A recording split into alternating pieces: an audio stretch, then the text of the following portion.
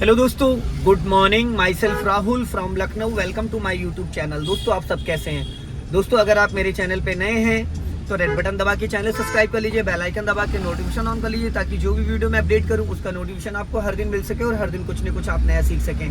मेरे चैनल पे आपको ड्राइविंग से रिलेटेड, मैकेनिकल से रिलेटेड, सेकंड हैंड कार से रिलेटेड सारी वीडियोस मिलती रहती है। तो मेरे साथ मेरे स्टूडेंट है, मैं उनका नाम जान लेता हूँ। क्या नाम है, कौन सा डे और कहाँ से आते हैं? Hello brother, good morning. क्या नाम है आपका? अमन शुक्ला। अमन शुक्ला। शुक्ला जी, आप कहाँ से आते हैं ड्राइविंग सीखने? मैं ये फैजुल्लागंज पुरानिया से आता हूँ। फैजुल्लागंज पुरानिया से। कौन सा डे है आज आपको ड्राइविंग करने का? थर्ड डे आज मेरा। थर्ड डे है। इससे पहले कोई कार चलाई आपने? नहीं, इससे पहले कोई कार नहीं चलाई। तो आपको फर्स्ट डे से और थर्ड डे में क्या कॉन्फिडेंस लग रहा है? बहुत अच्छा कॉन्फिडेंस लग रहा है चलाने में। कितने परसेंटेज आपको ड्राइविंग आ चुकी है 3 डेज के अंदर? तो ये तो बताना मुश्किल है, लेकिन 30 से 40%। हाँ, 30 से 40%, क्योंकि पहले से। फर्स्ट और सेकंड गियर में पूरी तरीके से गाड़ी को कंट्रोल कर पा रहे हैं, है ना? बाकी तो धीरे धीरे चला चला के चीजें समझ में आती हैं। तो दोस्तों, आज इनका थर्ड डे है। थर्ड डे के हिसाब से बहुत अच्छा कॉन्फिडेंस है। तो आज मैं आपको दिखाऊंगा कि बिना एक्सीलेटर के फर्स्ट और सेकंड गियर पे कार को कैसे रोक रोक कर चलाया जा सकता है। कुछ लोगों को ये लगता है कि बिना एक्सीलेटर के कार मूव नहीं होती। वो लोग क्या करते हैं, टर्निंग पॉइंट पे या स्पीड ब्रेकर पे एक्सीलेटर पे पैर रखे रहते हैं और रखना होता है ब्रेक पे, जिसकी वजह से एक्सीडेंट हो जाता है। तो आप एक्सीडेंट से कैसे बच सकते हैं? जब भी कोई स्पीड ब्रेकर आए तो उससे 10 मीटर पहले आपका राइट वाला पैर ब्रेक पे आ जाना चाहिए।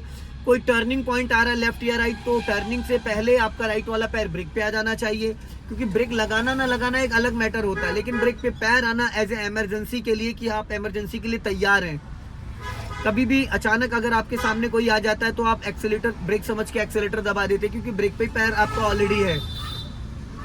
तो ये समझना बहुत जरूरी है कि हमें कब ब्रेक पे पैर रखना है और कब एक्सीलेटर पे पैर रखना है। तो दोस्तों, वीडियो में बने रहिएगा। अभी हम लोग हैं सिंगल रोड पे।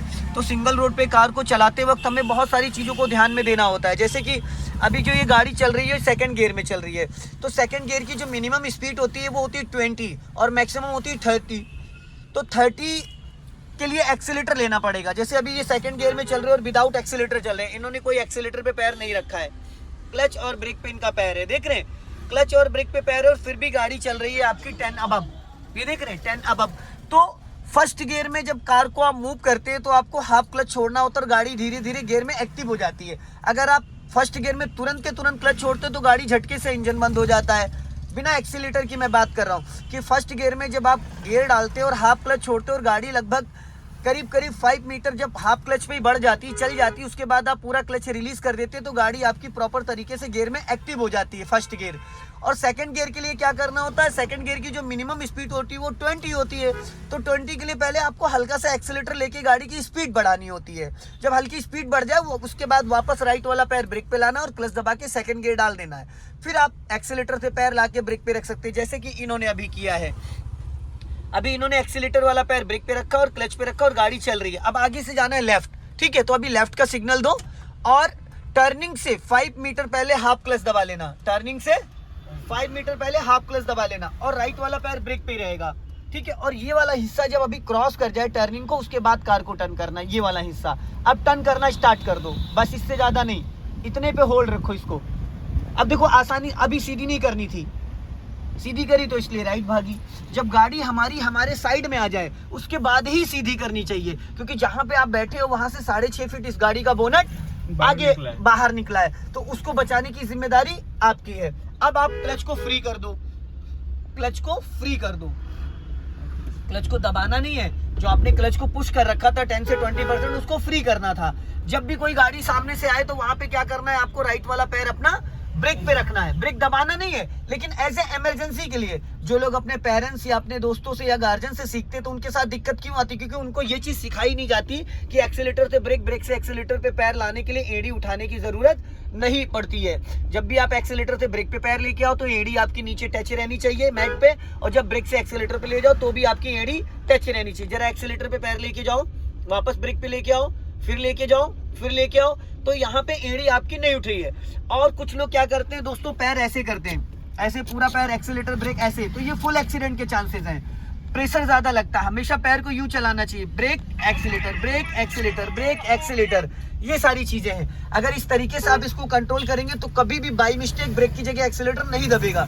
ये 2-3 पॉइंट है, अगर आप इसको नोट कर लोगे। नंबर 1, टर्निंग के टाइम आपका राइट वाला पैर ब्रेक पे होना कंपलसरी है। ब्रेक लगाना ना लगाना एक अलग मैटर है, बट आपका पैर आना जरूरी है। फर्स्ट और सेकंड गियर में आपको एक्सीलेटर की जरूरत नहीं पड़ती। अगर हल्की फुल्की कोई चढ़ाई भी है, अगर कोई टर्निंग पॉइंट है और हल्की फुल्की चढ़ाई है, तो भी गाड़ी आपकी चढ़ जाएगी, रुकेगी नहीं। बट वहां पे क्या करना है कि आपको ब्रेक नहीं दबाना है। अगर आपने ब्रेक दबा दिया तो कार का इंजन झटके मार के बंद हो जाएगा। अगर आपको लग रहा है कि सेकंड गियर में स्पीड हमारी ज्यादा है, तो आप हाफ क्लच दबा लें, गाड़ी का इंजन 50% फ्री हो जाएगा, बिना ब्रेक लगाए गाड़ी आपकी स्लो हो जाएगी। ठीक है, ये चीज हो गया फर्स्ट नंबर। सेकंड नंबर ये है कि जब हम किसी को पास देते हैं, जैसे सपोज करो ये सिंगल रोड है, सामने से कोई बड़ी गाड़ी आ रही है, अगर बड़ी गाड़ी आ रही तो बड़ी गाड़ी के लिए हम लोग क्या करते हैं, जब हम पास देते हैं तो हमारा पैर एक्सीलेटर पे रहता है, हम सोचते हैं कि हमने एक्सीलेटर दबाया नहीं। लेकिन होता क्या है कि अगर उसकी स्पीड ज्यादा है और हमारे लेफ्ट राइट में रास्ता क्लियर नहीं, तो हम सोचते ब्रेक और दबता क्या, एक्सीलेटर। तो वहां पे भी आपको पैर को ब्रेक पे ही रखना है। सेकेंड नंबर, जब आप गियर चेंज कर रहे हो, थर्ड नंबर, जब आप गियर चेंज कर रहे हो तो उस टाइम क्या होता है, कोई भी गियर चेंज करने से पहले आपको स्पीड को बढ़ाना होता है। जैसे सेकंड गियर से थर्ड गियर में जाना, तो पहले आप हल्का सा एक्सीलेटर लेंगे, गाड़ी की स्पीड जब 30+ आ जाएगी, फिर वापस आप क्लच दबा के गियर चेंज करेंगे। लेकिन जब क्लच दबा के गियर चेंज कर रहे होंगे, उस टाइम आपका राइट वाला पैर ब्रेक पे होना चाहिए। ब्रेक की जरूरत नहीं है, लेकिन हम एक्सीलेटर से ब्रेक, ब्रेक से एक्सीलेटर से चेंज करने की हैबिचुअल हमको आदत बनानी है। क्योंकि जब हम ड्राइविंग करते हैं तो ड्राइविंग के टाइम फुल टाइम हमारा पैर एक्सीलेटर पे रहता है, ब्रेक पे कभी कदार लाना होता है। अब जैसे देखो सामने से वैन आ रही, अब आपका राइट वाला पैर ब्रेक पे आ जाना चाहिए, इसलिए ब्रेक पे आना चाहिए ताकि अगर अचानक सामने से कोई भी एक्टिविटी होती है तो आप पूरा क्लच दबा के ब्रेक लगा ले, तो गाड़ी आपकी वहां पे रुक जाएगी। अगर आपका पैर एक्सीलेटर पे है और आप सोचोगे ब्रेक, तो दबेगा एक्सीलेटर। एक्सीलेटर इसलिए क्योंकि आपने पैर एक्सीलेटर से उठा के ब्रेक पे नहीं रखा है। तो लास्ट मोमेंट पे क्या होता है, सामने से सडनली से कोई सामने आता है तो हम सोचते ब्रेक और दबता एक्सीलेटर। जब तक कि आप समझ पाते हो तब तक के एक्सीलेटर पुश हो चुका होता है, गाड़ी टकरा चुकी होती है। तो जब हमें एक्सीलेटर की नीड नहीं है तो हमारा पैर ब्रेक पे होना चाहिए, क्योंकि हमको ब्रेक से एक्सीलेटर, एक्सीलेटर से ब्रेक, ब्रेक से एक्सीलेटर की प्रैक्टिस इतनी कर डालना है कि जब आंख बंद करके भी हम ब्रेक सोचे तो ब्रेक ही दबे और एक्सीलेटर सोचे तो एक्सीलेटर। इसकी बार बार बीच बीच में प्रैक्टिस आपको करते रहना, एक्सीलेटर से ब्रेक, ब्रेक से एक्सीलेटर, इसकी तरह चलना। इससे क्या होगा, आप इतने हैबिचुअल हो जाओगे, इतना ज्यादा आपको पैर accelerator to break, accelerator to break की प्रैक्टिस हो जाएगी कि आपको बाद में दिक्कत नहीं आएगी। और इसी तरीके से क्लच, क्योंकि क्लच वाला जो पैटर्न होता है, तो क्लच से सिर्फ आपको लेफ्ट वाले पैर से ओनली क्लच को यूज करना है। इस पैर को कतई आपको ब्रेक और एक्सीलेटर के लिए इस्तेमाल नहीं करना है। अगर आप एक्सीलेटर ब्रेक के लिए इस्तेमाल करते हैं तो एक्सीडेंट होना ही होना है। एक होता है गलती से, एक होता है 100% होना। ठीक है, तो ये चीज हमेशा ध्यान रखना। क्लच का काम नहीं तो लेफ्ट में एक डेड पेडल है, वहां पे आप पैर को होल्ड कर सकते हैं कुछ समय के लिए।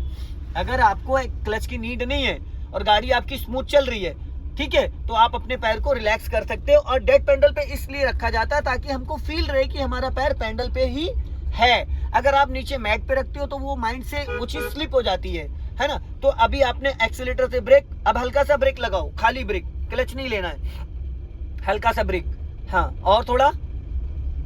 अब गाड़ी देखो हल्की डाउन हो रही है बिना क्लच के, अब वापस ब्रेक छोड़ दो 1-2 सेकंड के लिए। सपोज करो कोई रोड क्रॉस कर रहा है, कोई जानवर जा रहा है, कोई डॉगी जा रहा है, इस तरीके का, और हम चाह रहे हैं कि हमको गाड़ी रोकनी ना पड़े, गाड़ी धीमी हो जाए। जैसे सामने देखो ट्रैक्टर है हाँ। अब इतनी दूर का अगर हमें जजमेंट लेना है कि सपोज करो कोई जानवर है, कोई बंदा रोड क्रॉस कर रहा है, कुछ है, तो हम बिना क्लच के 2 से 3 सेकंड के लिए ब्रेक को दबा सकते हैं। 2 से 3 सेकंड के लिए, वो भी 20 से 30%। तो उससे क्या होगा, गाड़ी हमारी रुकेगी नहीं जब तक कि वो बंदा क्रॉस कर जाएगा।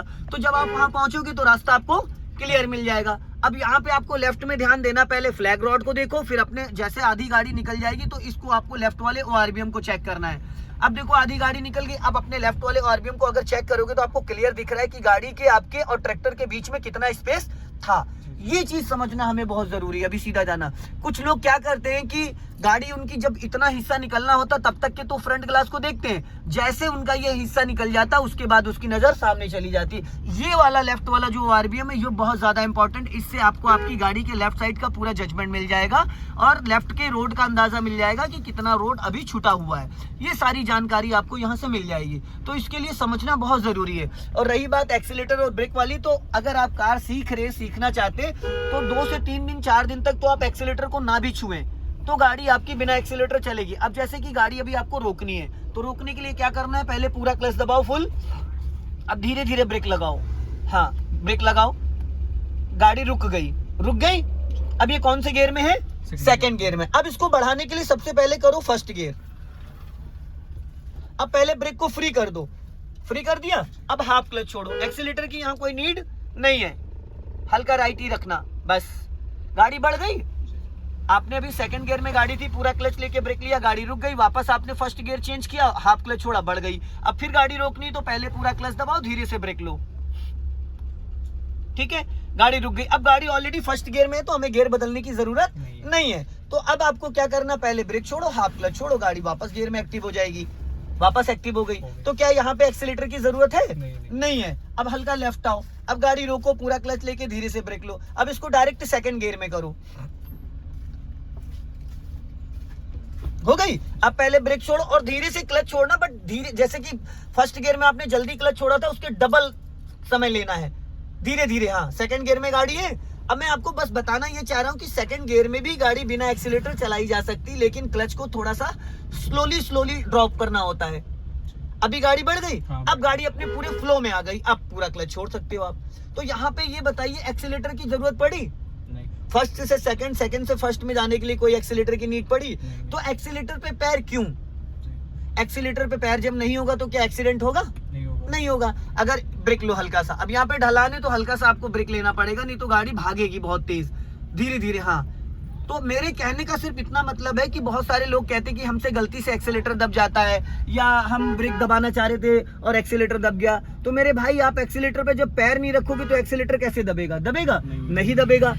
कार सीखने के लिए अगर 2-3 दिन आप इस तरीके से फर्स्ट गियर में और सेकंड गियर में कार को चलाना रोकना, चलाना रोकना, फर्स्ट गियर डालना, सेकंड गियर डालना, फिर फर्स्ट गियर, ये 2-3 दिन आप अगर आप प्रैक्टिस कर लेते तो क्या आपको दिक्कत आएगी? कोई नहीं आएगी। किसी भी ग्राउंड में जाके आप अगर किसी ट्रेनर से भी नहीं सीख रहे हैं तो आप किसी बड़े ग्राउंड में लेके जाएं कि अगर गलती से एक्सीलेटर दब भी गया तो गाड़ी 100 मीटर 200 मीटर स्पेस हो कि आप वहां कंट्रोल कर सके।